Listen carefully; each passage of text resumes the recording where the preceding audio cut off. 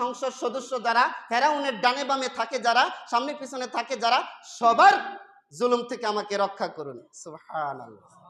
আল্লাহ রাব্বুল আলামিন বিশ্ববাসী যাতে কিয়ামত পর্যন্ত স্মরণ করতে পারে নোট করে দিলেন সূরা তাহরিমের 10 নম্বর আয়াতে।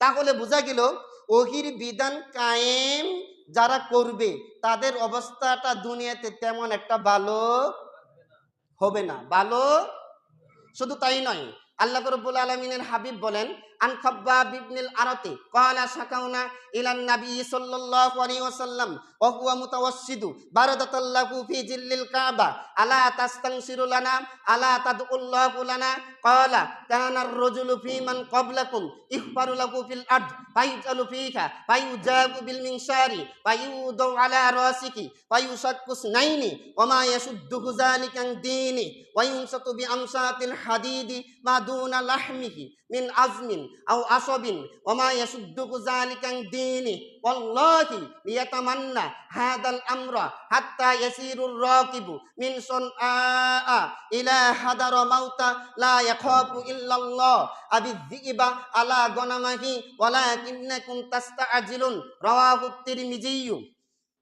সহিহ তিরমিজিতে এসেছে, রাসূল আকরাম সাল্লাল্লাহু আলাইহি ওয়াসাল্লাম বলেন, খাব্বাব বিন আরাত থেকে বর্ণিত, তিনি বলেন, একবার আল্লাহর নবী কাবার আঙ্গিনায় নিজের চাদরটাকে বালিশ বানিয়ে আরাম ফরমাচ্ছিলেন। এমন সময় একদল সাহাবী এসে জিজ্ঞেস করলো, ইয়া রাসূলুল্লাহ আলা তাস্তানসিরু লানা, আপনি কি আমাদের জন্য আল্লাহর দরবারে দোয়া করবেন না?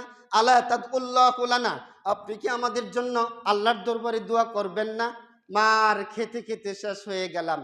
আবু লাহাব মারে, আবু জাহেল মারে, উতবা মারে, সাইবা মারে, মুগিরা মারে, আবু সুফিয়ান মারে, তাদের তারা মারে। কখনো অঙ্গারের উপরে শুয়ে রাখে, কখনো উত্তপ্ত রুদ্রের মধ্যে পেটের মধ্যে পাথর চাপা দিয়ে চোখটাকে সূর্যের দিকে রেখে মারে। এত মারা মারে। হে রাসূল, আপনি আল্লাহর দরবারে আমাদের জন্য একটু সাহায্য চান, দোয়া করুন।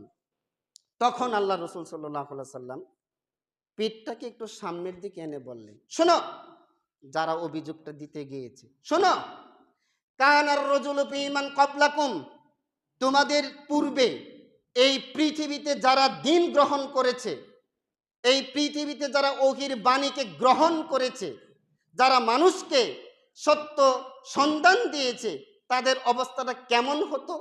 ইখফারু লাহু ফিল আরদ, দিনের একজন ইমানদারদেরকে ধরা হতো, ফায়ুজালু ফিহা, তাদের জন্য গর্ত খনন করা হতো। একটু খেয়াল রাখা লাগবে, ধরা লাগবে মাঝে, এখানে একজন বসলে ভালো হয়। তো জমিনে গর্ত খনন করা হতো কোমর পর্যন্ত, ফায়ুজালু ফিহা, কোমর পর্যন্ত পুঁতে রাখা হতো, ফায়ুজাবু বিল মিনশার, এরপরে একটা ধারালো করাত আনা হতো, যেখানে আমরা সীতা করি চুলের, এই সীতা বরাবর একটা এই ধারালো করাতটা সেট করা হতো। ফায়ুশাক্কুস নাইনি, এই ধারালো করাতটা দিয়ে জীবন্ত ইমানদারদেরকে চিরে দ্বিখণ্ডিত করা হতো। ওমা ইয়াসুদ্দুকু যালিকা আন দীনি, এই অকথ্য, অমানবিক, পাশবিক, নির্মম, নিষ্ঠুর আচরণ করার পরেও দিনের একজন দায়ীকে, ইমানদারকে ওহির বিধান গ্রহণ করেছে যে তাদেরকে ফিরাতে পারত না। রাসূল আকরাম সাল্লাল্লাহু আলাইহি ওয়াসাল্লাম বলেন, শুধু তাই নয়, ওয়ায়ুমসাতু বিআমসাতিল হাদিদি মা দুনা লাহমিকি মিন আজমিন আও আসবিন ওয়া মা ইয়াশুদ্দুহু যালিকা আন দীনি, লোহার চিরুনি আনা হতো, জীবন্ত মানুষটার গা থেকে মাংসগুলিকে আছড়িয়ে আছড়িয়ে আলাদা করা হতো।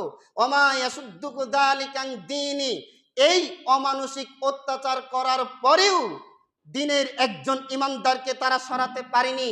নবী বলেন, ওয়াল্লাহি, আল্লাহর নামের কসম করে বলি, লিয়াতামান্না হাদাল আমরা হাত্তা ইয়াসিরুর রাকিবু মিন সুনআ ইলা হাদারা মাউতা লা ইয়াখাফু ইল্লাল্লাহ আবিযিবা আলা গনামাহি ওয়ালাকিন্নাকুম তাস্তাজিলুন।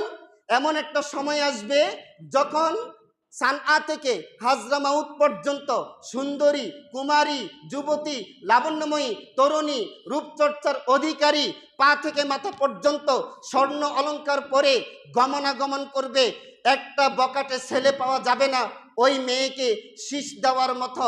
এমন একটা সময় আসবে যেই সময়ে শোষণ থাকবে না, দূষণ থাকবে না, জুলুম থাকবে না, ডাকাতি থাকবে না, চুরি থাকবে না, ছিনতাই থাকবে না, সুদ থাকবে না, ঘুষ থাকবে না, মদ পান থাকবে না, জীবন্ত কন্যাকে দাফন করা থাকবে না।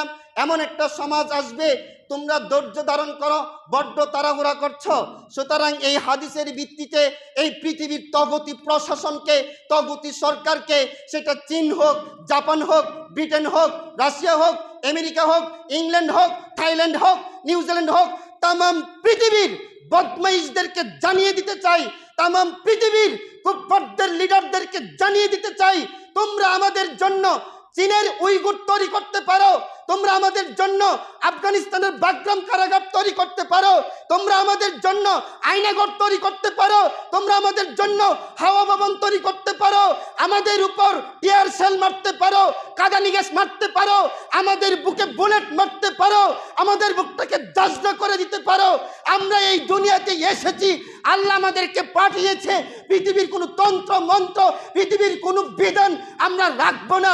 ইউনূস আলাইহিস সালাম থেকে শিক্ষা নিয়েছি, ইউসুফ আলাইহিস সালাম থেকে শিক্ষা নিয়েছি, আইয়ুব, ইয়াকুব, ঈসা, মূসা, ইদ্রিস, ইলিয়াস, সুলাইমান, আদম, হযরত মুহাম্মদ সাল্লাল্লাহু আলাইহি ওয়াসাল্লাম থেকে শিক্ষা নিয়েছি। কোন জুলুম আমাদেরকে এই বিধান কায়েম করা থেকে বিরত রাখতে পারবে না। এই জমিনে বিধান করবই করব। কতক্ষণ ঠিক কিনা? আমরা মরতে রাজি, আমরা আগুনে ঝাঁপ দিতে প্রস্তুত রয়েছি। আমরা প্রশান্ত মহাসাগর পাড়ি দিয়ে আমেরিকার হোয়াইট হাউসকে তছনছ করতে শিখেছি, টুডে অর টুমরু।